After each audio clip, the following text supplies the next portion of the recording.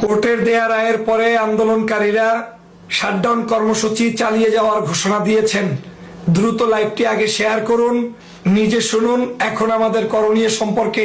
বাস্তব সত্য কথা হচ্ছে, এই মুহূর্তের খবর, বাংলাদেশের এই কোটা সংস্কার আন্দোলনকারী শিক্ষার্থী নেতৃবৃন্দ তারা এই ফেসিবাদের রায়কে প্রত্যাখ্যান করে লাশ যে ফেলা হয়েছে, ভাই বোনকে যে হত্যা করা হয়েছে, বিনা বিচারে মানুষের উপরে যে গুলি করা হয়েছে, অনৈতিকভাবে শিক্ষার্থীদেরকে বিশ্ববিদ্যালয়ের ক্যাম্পাস থেকে বের করে দেওয়া হয়েছে, বাংলাদেশের অগণিত মা বোনের কোল খালি করা হয়েছে, এই সকল কিছুর উপর ভিত্তি করে এই মুহূর্তে শাটডাউন কর্মসূচি চলমান রাখার ঘোষণা দিয়েছেন।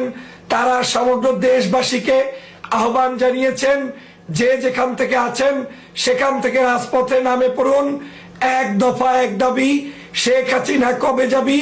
শেখ হাসিনার পতন নিশ্চিত করার জন্য ছাত্র সমাজ আহ্বান জানিয়েছে।